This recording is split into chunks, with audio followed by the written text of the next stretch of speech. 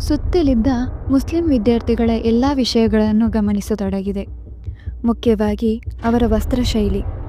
ಅಲ್ಲಿಂದ 90% ಮುಸ್ಲಿಂ ಹುಡುಗಿಯರು ಬಹುತೇಕ ಪ್ರತಿದಿನ ಬುರ್ಕಾ ಅಥವಾ ಹಿಜಾಬ್ ಧರಿಸುತ್ತಿದ್ದರು. ಮುಖ, ಕೈ ಮತ್ತು ಕಾಲ್ಪಾದಗಳನ್ನು ಬಿಟ್ಟು ಬಾಕಿ ಸಂಪೂರ್ಣವಾಗಿ ಕವರ್ ಮಾಡಿಕೊಳ್ಳುತ್ತಿದ್ದರು. ಅದನ್ನು ಒಂದು ದಿನ ಗೆಳತಿಯರ ಬಳಿ ಕೇಳಿದೆ, ನಿಮಗೆ ಬುರ್ಕಾ ಮತ್ತು ಹಿಜಾಬ್ ಧರಿಸಲು ಇಷ್ಟವೇ?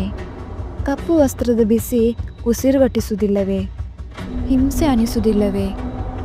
ಉತ್ತರವಾಗಿ ಅವರಲ್ಲಿ ಒಬ್ಬಳು, ಇಸ್ಲಾಮಿನ ರೀತಿಯಲ್ಲಿರುವ ವಸ್ತ್ರವಿದು. ನಮ್ಮ ಮತದಲ್ಲಿ ಫುಲ್ ಕವರ್ ಆಗುವಂತೆ ವಸ್ತ್ರ ಧರಿಸಿಕೊಳ್ಳಬೇಕು.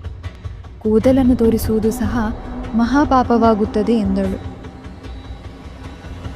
ಯಾವುದೇ ಪೂರ್ವಗ್ರಹವಿಲ್ಲದೆ ಇಸ್ಲಾಂ ಮತವೇ ಮುಂದಿಡುವ ಅಧಿಕೃತ ಮೂಲಗಳಿಂದ ಹೆಣ್ಣು ಮಕ್ಕಳಿಗೆ ಏಕೆ ಸಂಪೂರ್ಣವಾಗಿ ಶರೀರವನ್ನು ಮುಚ್ಚಿಕೊಳ್ಳುವ ನಿಯಮ ಬಂತೆಂದು ಎಲ್ಲರೂ ತಿಳಿಯಬೇಕು. ಹಾಗಾದರೆ ಇಸ್ಲಾಂ ಮತ ಸ್ತ್ರೀಯರಿಗೆ ಸ್ವಾತಂತ್ರ್ಯ ನೀಡುತ್ತದೆ ಎಂದು ಹೇಳುವ ಕಪಟ ಜಾತ್ಯತೀತವಾದಿಗಳ ಬಣ್ಣ ಬಯಲಾಗುತ್ತದೆ.